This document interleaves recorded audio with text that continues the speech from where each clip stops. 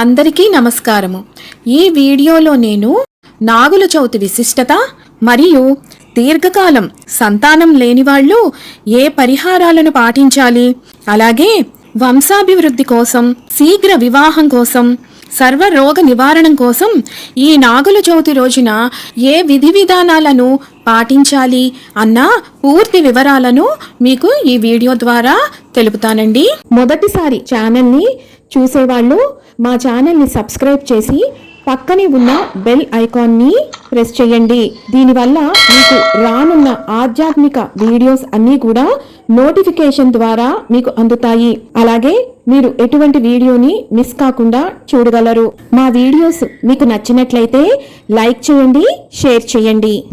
దీపావళి అమావాస్య తరువాత వచ్చే కార్తీక శుద్ధ చతుర్థిని నాగుల చవితి పండుగ అంటారు। ఈ నాగుల చవితి రోజున నాగేంద్రుణ్ణి శివభావంతో అర్చిస్తే సర్వరోగాలు పోయి సౌభాగ్యవంతులు అవుతారని నమ్మకం। మనం పాముకి, పుట్టకి ఎందుకు పూజ చేస్తాము? పుట్టలో పాలు ఎందుకు పోస్తాము అంటే, ఈ మానవ శరీరం అనే పుట్టకు 9 రంధ్రాలు ఉంటాయి, అవి నవరంధ్రాలు। అలాగే వెన్నుముకను వెన్నుబాము అంటారు। అందు కుండలిని శక్తి మూలాధార చక్రంలో పాము ఆకారములా ఉంటుంది అని యోగ శాస్త్రం చెబుతోంది। అందుకే ఈ నాగుల చవితి రోజున పుట్టలో పాలు పోస్తే మానవునిలో ఉన్న విషసర్పం కూడా శ్వేతత్వం పొంది అందరి హృదయాలలో నివసించే శ్రీ మహావిష్ణువునుకు తెల్లని ఆదిశేషువుగా మారి ఆయనకు పాన్పుగా మారాలని దీని అంతరార్థం। వృశ్చిక రాశిలో వచ్చే జ్యేష్ఠ నక్షత్రాన్ని సర్ప నక్షత్రం అంటారు। ఈ నక్షత్రంలో సూర్యుడు సరిగ్గా కార్తీక శుద్ధ చవితి నాడు ప్రవేశిస్తాడు। ఆ ప్రవేశించిన రోజే మనం నాగుల చవితి అంటాము। స్కాంద పురాణంలో ఈ కార్తీక శుద్ధ చవితి నాటి నాగపూజను శాంతి వ్రతంగా వర్ణిస్తారు। ఇప్పుడు నాగుల చవితి రోజున పాటించవలసిన విధి విధానాల గురించి తెలుసుకుందాం। ఈ రోజున తెల్లవారుజామునే లేచి తలంటు స్నానం చేసి ఇంటిని శుద్ధి చేసుకోవాలి। గుమ్మానికి పసుపు రాసి బొట్టు పెట్టి మామిడి తోరణాలు కట్టాలి। తరువాత ఇంటి ముందు, దేవుడి గుడి ముందు ముగ్గులు వేయాలి। ఆ తరువాత నువ్వులు, బెల్లంతో చిమ్మిలి మరియు నానబెట్టిన బియ్యం ఆరబెట్టి పిండి చేసి బెల్లం, కొబ్బరి వేసి చలిమిడి వడపప్పును సిద్ధం చేసుకోవాలి। నాగుల చవితి నాడు చిమ్మిలి మనం ప్రసాదంగా ఎందుకు పెడతామంటే, రాబోయే కాలమంతా కూడా విపరీతంగా చలిగా ఉంటుంది। దానివల్ల మనకు జలుబు, దగ్గు మున్నగువు జబ్బులు చేస్తూ ఉంటాయి। వాటి నుండి కాపాడటానికి ఈ ఆయుర్వేద పరంగా చిమ్మిలి ఔషధంగా పనిచేస్తుంది। అలాగే చలిమిడి కడుపు చలవ కనుక వీటిని మనం ప్రసాదాలుగా నైవేద్యం పెడతాం। ఇప్పుడు నేను చెప్పబోయే పూజ ఎవరికైతే పుట్ట దగ్గర పూజ చేసే ఆనవాయితీ లేదు అంటే పుట్ట అందుబాటులో లేదో వాళ్ళు ఇంటిలోని నాగప్రతిమను పెట్టుకొని, లేదంటే దేవాలయంలో నాగప్రతిమ దగ్గర కానీ చేయవలసిన పూజా విధానాన్ని వివరిస్తున్నానండి। ముందుగా దేవుడి సన్నిధిన దీపారాధన చేసి గోత్రనామాలతో సంకల్పం చెప్పుకోవాలి। ఇప్పుడు నాగేంద్ర ప్రతిమకు పంచామృతాలతో అభిషేకం చేయాలి। ఆ తరువాత మంచినీరుతో కడగాలి।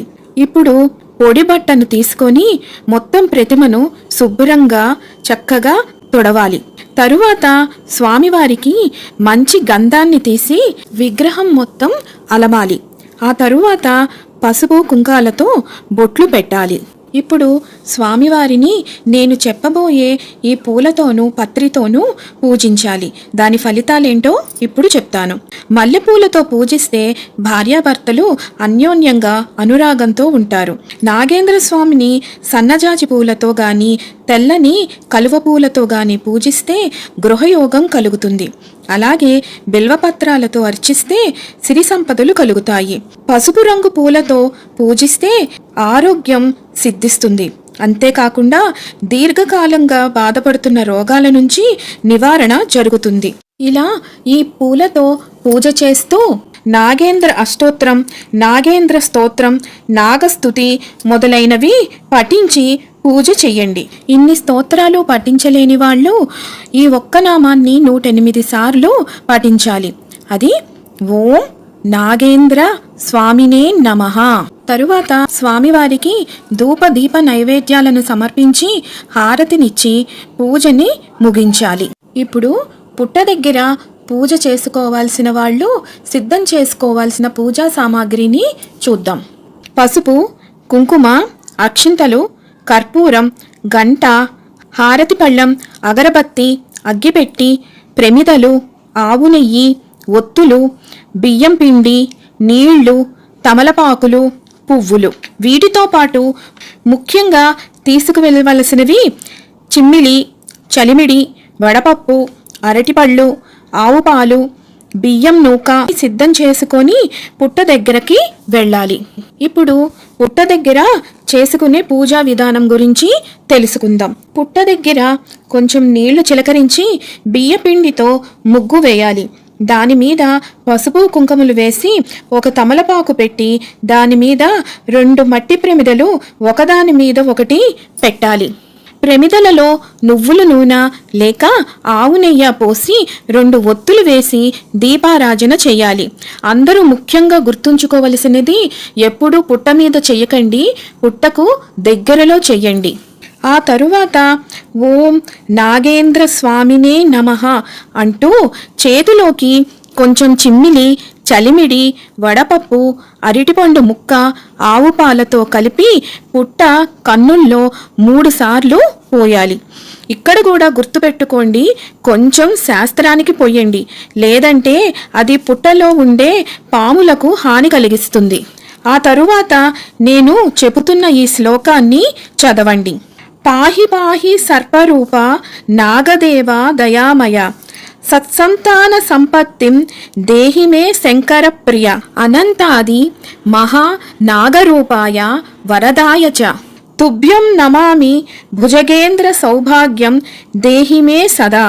పుట్ట దగ్గర ముఖ్యంగా పఠించవలసిన 9 నాగదేవతల యొక్క స్తోత్రం. అనంతం వాసుకిం శేషం పద్మనాభం చ కంబుళం శంఖపాలం ధార్తరాష్ట్ర తక్షకం కాళియం భజే. ఇప్పుడు నేను చెప్పబోయే శ్లోకం దీర్ఘకాలం సంతానం లేని వాళ్ళు ఈ రకంగా ఈ శ్లోకాన్ని పఠిస్తూ చేతిలోకి బియ్యం నూకను తీసుకొని పుట్ట మీద చల్లుతూ ఇలా స్మరించండి. పసుపు కుంకుమ వేసేటప్పుడు తోక తొక్కితే తొలగిపో, పడగ తొక్కితే పారిపో, నడుము తొక్కితే నా వాడనుకో, నూక వేసేటప్పుడు నూక నువ్వు తీసుకొని మూకను మాకివ్వు, చిమ్మిలి వేసేటప్పుడు చిమ్మిలి తిని చిరునవ్వుతో చూడు, చలిమిడి వేసేటప్పుడు చలిమిడి తిని చల్లగా చూడు, పాలు పోసేటప్పుడు పాలు తాగి పారిపో అని స్మరించుకుంటూ నూకను పుట్ట మీద చల్లాలి. ఇంత శ్లోకం చెప్పలేని వాళ్ళు ఈ ఒక్క మాటనైనా చెప్పవచ్చు. స్వామి, నేను వేసే ఈ నూకను నీవు తీసుకొని మూకలు నాకు ఇవ్వు అని 3 సార్లు వేస్తూ చెప్పాలి. ఆ తరువాత మొక్కులు ఉంటే తీరిన వారు నాగపడిగలను పుట్టలో వేసి మొక్కు తీర్చుకోవాలి. ఆ తరువాత ధూపదీప నైవేద్యాలు సమర్పించాలి. మరువకుండా చెయ్యవలసినది పుట్టమన్ను స్వామికి నమస్కరించి తీసుకోవాలి. సంతానం కోరుకునే వాళ్ళు, గర్భదోషాలు ఉన్నవాళ్ళు పుట్ట మీద ఉన్న తడి మన్నును గర్భానికి రాసుకోవాలి.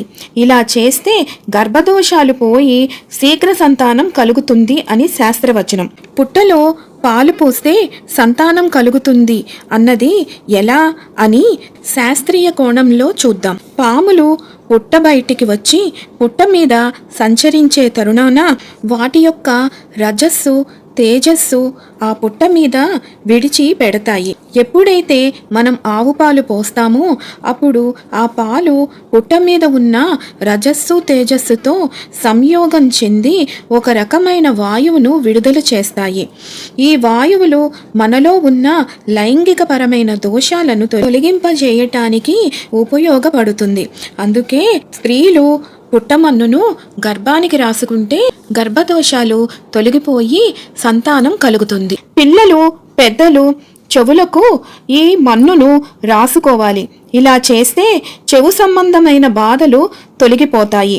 ఆ తరువాత అక్షింతలు చేతిలో పట్టుకొని పుట్ట చుట్టూ 3 సార్లు ప్రదక్షిణ చేసి తమ కోరికలను విన్నవించుకోవాలి. ఆ తరువాత హారతి ఇవ్వాలి. పూజంతా అయిన తరువాత ఎవరైనా ముత్తైదువుకు పండు తాంబూలం ఇవ్వాలి. ఆ తరువాత ఈ రకంగా పూజించడం వల్ల కన్యలకు శీఘ్ర వివాహం అవుతుంది. మంచి భర్త లభిస్తాడు. సంతాన యోగం కలుగుతుంది. కుజ రాహుదోషాలు తొలగిపోతాయి. సర్వ రోగాలు తొలగి సౌభాగ్యవంతులు అవుతారు. వంశాభివృద్ధి జరుగుతుంది. చెవి చర్మ వ్యాధులు తొలగి పూర్తి ఆరోగ్యవంతులు అవుతారు. తరువాత కొంచెం పుట్టమన్నును ఇంటికి తీసుకువెళ్ళాలి. ప్రసాదము స్వీకరించాలి. ఇంటికి వెళ్ళిన తరువాత పుట్టమన్నును కొంచెం తీసుకొని ఇంటి గుమ్మానికి 2 వైపులా సర్పాకారంలో చిత్రించాలి. ఇలా చేయటం వల్ల ఇంటికి ఉన్న దోషాలు, సర్పదోషాలు తొలగిపోతాయి. నాగుల చవితి రోజున కొంతమంది ఉపవాసం ఉండి రాత్రికి భోజనం చేస్తారు. కొంతమంది పూజంతా అయిన తర్వాత భోజనం చేస్తారు. ఇది మీ ఇంటి తీరుని బట్టి చేసుకోండి. నాగుల చవితి రోజున చెయ్యకూడని పనులు అవేమిటంటే, ఈ రోజున మట్టిని తవ్వటం చేయకూడదు. కోసిన పదార్థాలను స్వీకరించకూడదు. అలాగే ఉల్లి, వెల్లుల్లి ఎట్టి పరిస్థితుల్లో ఈ రోజున వాడకూడదు. ఈ రోజున పూజ చేసుకున్న వారు నేల మీద చాప వేసుకొని పడుకుంటే మంచిది. ఈ నాగుల చవితి రోజున దీర్ఘకాలంగా సంతానం లేని వాళ్ళు శివాలయంలో రావి, వేప చెట్ల దగ్గర నాగప్రతిష్ఠ చేస్తారు. అలాగే నాగుల చీర పుట్ట మీద పెట్టి సంతానం కోరుకునే స్త్రీ కట్టుకొని పుట్టకు ప్రదక్షిణ, సాష్టాంగ నమస్కారాలు చేయాలి. ఇలా ఈ రోజు చేయడం వల్ల శీఘ్ర సంతానం కలుగుతుంది అని ఋషివాక్కు. ఇప్పుడు కలిదోషం నివారణకు నాగుల చవితి రోజున పఠించవలసిన శ్లోకాన్ని చూద్దాం.